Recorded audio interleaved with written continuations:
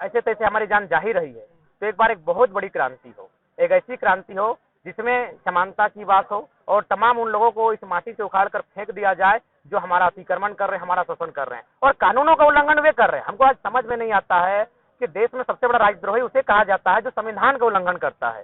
तो जब हमारा केंद्र का जो कानून है भूमि अधिग्रहण अधिनियम 2013, उसमें स्पष्ट लिखा है कि केंद्र अथवा राज्य जमीन ले सकती है, लेकिन पहला शर्त ये होना चाहिए कि 80% लोगों की रजामंदी होनी चाहिए। यहाँ तो ग्राम सभा हुई नहीं है, लोगों से पूछा तक नहीं गया है। उसके बाद जमीन के बदले उन्हें जमीन देना होगा। तो यहाँ एक बात बताइए, जो अडानी की कंपनी यहाँ जमीन लेगी, आप देख सकते हैं सिराज भाई तथा तमाम मीडिया बंधु लोग, आप कितनी सुंदर जमीन है ये, यहाँ ईख की खेती हो रही है, यहाँ धान गेहूं की खेती हो रही है। इन फसलों को नेस्तनाबूद करके इसे उजाड़ कर ये लोग कहाँ जाएंगे? उसके लिए आपके पास क्या गारंटी है, आपके पास क्या रोड मैप है? लेकिन इन लोगों ने जिनको विधायक सांसद बनाया, जो आज सत्ता में, झारखंड में जेएमएम है, सेंट्रल में मोदी जी की सरकार है, बीजेपी की सरकार है, 12 एमपी यहाँ से हैं, वो लोग नीति निर्धारण कर रहे हैं ना। फिर आप जो यही जनता के बनाए हुए सांसद और विधायक जो है नीति निर्धारण कर रहे हैं और फिर आप यहाँ पे सवाल उठा रहे हैं उनसे। देखिए, सवाल उठना इसलिए लाजमी है क्योंकि उनको चुनकर हमने ही भेजा है। तो इसका मतलब ये नहीं कि जिनको चुनकर भेजा है वो हित में ही कार्य करेंगे। आप देख सकते हैं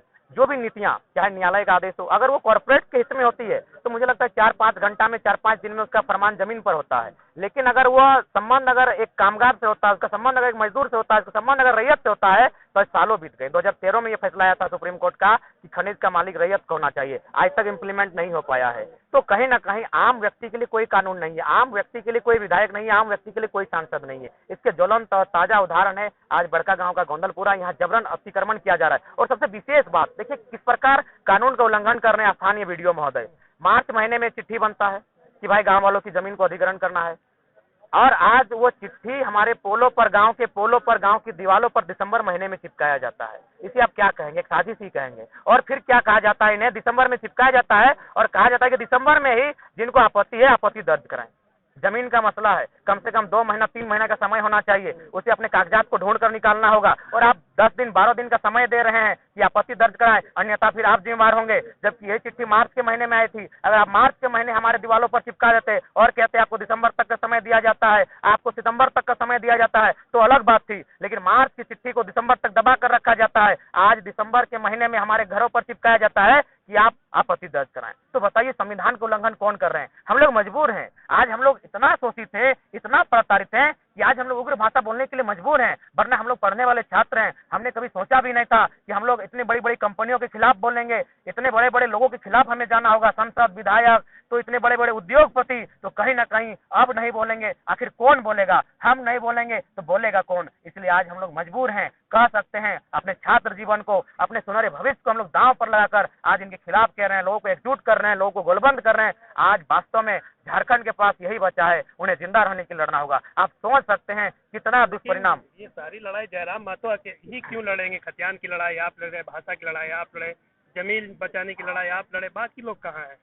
देखिए नहीं, लोग हैं साथ में, बस मैंने क्योंकि लोगों को बातों को रखने में थोड़ा निडर नहीं हो पा रहे हैं, उन्हें थोड़ा सा डर लग रहा है। जैसे कि हम किसी भी सभा में गए, जयराम को डर नहीं लग रहा? नहीं, मुझे हमने अपना डर को समाप्त कर दिया है। अगर मर भी जाएंगे कोई गम नहीं। मेरे पिता एफआईआर होने के बाद तब लाइव आके बोलते हैं प्रशासन को क्यों एफआईआर कर रहे हो? तो हम देखिए संवैधानिक तौर पे हम बोलेंगे ही, उसका मतलब ये थोड़ी कि हम डर गए ना। फिर अगर हमको डर होता, 12 थाना की पुलिस सिंदरी में मेरा वेट कर रही थी, डीएसपी महोदय खुद खूंटा गाड़ करते हैं, और सिंदरी का जो सर्किल था, यानी जहाँ जहाँ से लोग घुस सकते थे, निकल सकते थे, वहाँ 30 पुलिस है। लेकिन हम गए और फिर आए। तो डर हमको अपने जीवन का बिल्कुल भी नहीं है। और मुझे लगता है आज झारखंड के तमाम युवाओं को कम से कम प्रत्येक गांव में, प्रत्येक टोले मोहल्ले में ऐसे युवा को सामने आना होगा जिनको अपने प्राणों की परवाह नहीं होगी। क्योंकि अगर हम लोग डरेंगे और डराएंगे।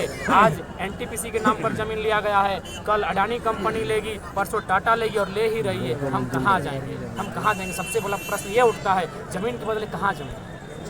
तो फिर इससे ये जो सवाल आप उठा रहे हैं खतियान वाले, तो पहले खतियान से ज़्यादा ज़रूरी तो पहले ये कि हम अपनी ज़मीन बचाएं, हम रहेंगे तभी वो खतियान हमारे काम आएगा। देखिए निश्चय खतियान जो है एक भावना थी लोगों, उससे क्या है कि लोग एकाएक एक साथ आ गए। अब हम लोग धीरे धीरे उन मुद्दों पर ही बात कर रहे हैं। और हमने स्पष्ट कहा है 1932 का खतियान मुद्दों में से एक मुद्दा था, वही सिर्फ मुद्दा था, ये गलत बात है। हमारे महत्वपूर्ण मुद्दे हैं विस्थापन। हमारे महत्वपूर्ण मुद्दे हैं उद्योग नीति, खनन नीति, पुनर्स्थापन नीति, पुनर्वास आयोग का गठन होना, ये हमारे महत्वपूर्ण नीति है। नहीं तो आज आने वाले 20 सालों में हम दावे के साथ कहते हैं, अगर इस पर सरकार नहीं चेतती है, सरकार अगर हित में कानून नहीं बनाती है और जनता अगर नहीं लड़ती है, तो 20-25 सालों में बहुत सारे ऐसे ब्लॉक हैं जो कोल के माइंस के आधार नाम पे या इंडस्ट्रियल कॉरिडोर के नाम पर लूट लिए जाएंगे, ठग लिए जाएंगे। एक उदाहरण हमको ताज़ा देना चाहेंगे।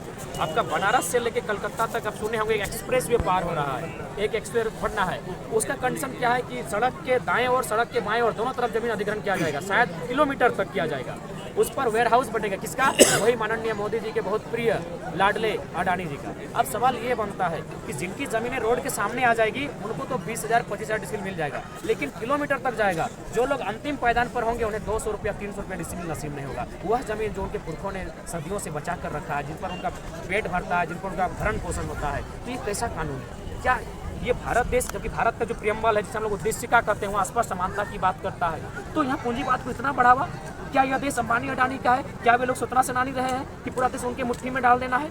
अगर आम व्यक्ति का है तो आम व्यक्ति के लिए कानून कहाँ है? सुप्रीम कोर्ट का वो निर्णय कहाँ है जो उन्होंने कहा है रैयत ही मालिक होगा खनिजों का? और इससे क्या होगा कि आम व्यक्ति पूरे पायदान पर आएगा। मान के चलिए अगर सरकार को रिबनी हुई चाहिए तो हम चाहते हैं एक ऐसा कानून बने कोऑपरेटिव सोसाइटी के माध्यम से, जैसा मिजोरम मेघालय में है, कोयला कोड़ने का लाइसेंस ग्रामीणों को मिले और आप एक निगरानी टीम दे दीजिए, चाहे प्रशासन की पुलिस की एक टीम दीजिए, उनके निगरानी में ग्रामीण खुद कोयला कोड़ेंगे और सरकार को रिवेन्यू देते हुए बाजार मूल्य के अनुसार अपना कोयला खुद बेचेंगे। इससे क्या होगा? आम व्यक्ति, देखिए कुछ चीज़ों को आपको असंभव चीज़ों को संभव बनाना होगा। ठीक है, मेघालय मणिपुर में आपको कुछ चल रहा है इसी टाइप का, आप उसे चाहे तो स्टडी कर सकते हैं, कोऑपरेटिव सोसाइटी वहाँ चल रही है और ये संभव बनाना होगा। तो क्या ये संभव हो सकता है कि 2 आदमी के हाथों में सारा देश दे दे? अगर ये संभव हो सकता है तो ये संभव क्यों नहीं हो सकता है कि अंतिम व्यक्ति तक का विकास हो? और अंतिम व्यक्ति तक का तभी विकास होगा जब उसके हाथ में मालिकाना हक होगा, जब उसे इस माटी में गुलाम का नहीं मालिक होने का एहसास होगा। लेकिन हमें तो डर लगता है, अगर हम रात को घरों में सोते हैं तो सुबह हमें ये डर सताता है कि कहीं कोई ऐसा फरमान ना आए कि 20 गाँव को खाली करने का आदेश हमारे दीवारों पर चिपका दिया गया।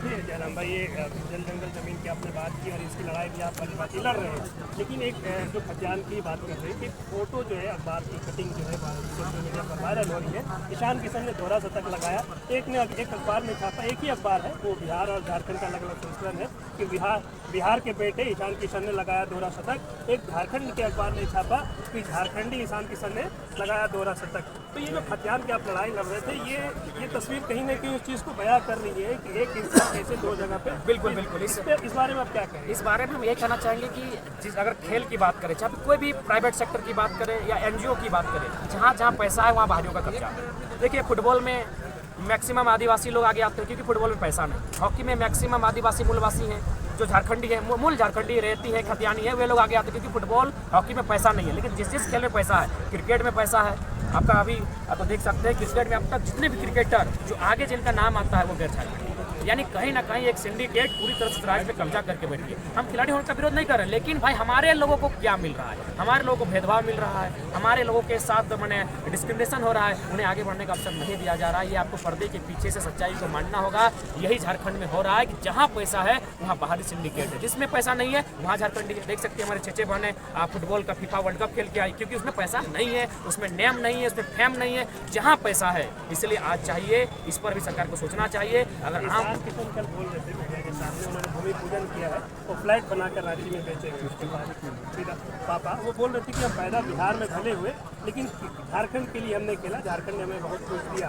तो ये वही चीज़ है कि झारखंडी युवा कहाँ जाएंगे खेलने? बिहार के युवा झारखंड आके खेल रहे हैं, नाम पैसा सारी चीज़ें कमा रहे हैं और फिर यहीं आके इन्वेस्ट भी कर रहे हो, यहीं आके ज़मीन भी खरीद रहे हैं। यही सबसे बड़ा प्रश्न है। और खासकर रांची की जमीन जो सीएनटी के दायरे में आती है, तो इसीलिए अंग्रेजों ने भी हमें कानून दिया था सीएनटी, ये लोग भोले भाले लोग हैं, ये ठगे जाएंगे। और आप राजेंद्र बाबू की जयंती पर आप एक पेपर कटिंग फिर वायरल हुआ, उन्होंने आज से 70 साल पहले आगाह कर दिया था कि छोटा नागपुर के लोग अगर नहीं जागते हैं तो बाहर के लोग यहाँ कब्जा कर लेंगे और उन पर यहाँ अतिक्रमण होगा और ये लोग गुलामों के भांति उनके अधीन होकर जिएंगे। और आज वो सच्चाई सामने है। तो इसीलिए आज अगर जल जमीन जंगल अगवा सरकार है तो कम से कम उसे इस पर सोचना चाहिए कि बाहरी राज्य जो विकसित राज्य है उनके अतिक्रमण को कैसे रोकरिए, हम नहीं कर रहे हैं। चीफ जस्टिस ऑफ इंडिया जो पूर्व में रह चुके हैं एम हिदायतुल्लाह, उन्होंने कहा था कि राज्य चाहे तो अपने संवैधानिक शक्तियों का प्रयोग करते हुए, चाहे अपनी अनुसूची 7 के तहत जो राज्य सूची होती है उसका प्रयोग करते हुए, अनुच्छेद 309 जिसमें विधानसभा की शक्तियां हैं उसका प्रयोग करते हुए विकसित राज्यों के लोगों को चाहे नौकरियों में अथवा अन्य अवसरों में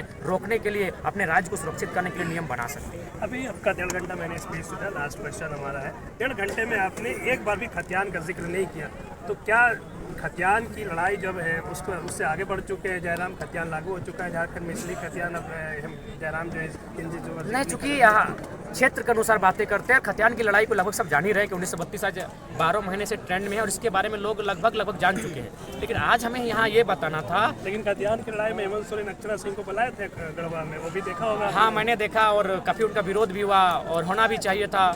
हमें अक्षरा सिंह से कोई शिकायत नहीं है, उनका एक कलाकार हम सम्मान करते हैं, लेकिन चूंकि हम जिस भाषी के खिलाफ लड़ रहे हैं, उनके अतिक्रमण के खिलाफ हम लड़ रहे हैं और अगर उसी को अगर प्रस्थापित करने का प्रयास करेंगे तो ये कहीं ना कहीं हमारा दुर्भाग्य होगा। और मुख्यमंत्री को अगर भीड़ नहीं नसीब हो रही है तो कम से कम झारखंडी कलाकार हैं उनके सहारा ले सकते थे, लेकिन इस प्रकार से अतिक्रमण को थोप देना उचित नहीं है। ठीक है, तो ये थे हमारे साथ बात करने के लिए टाइगर जयराम महतो। इस वक्त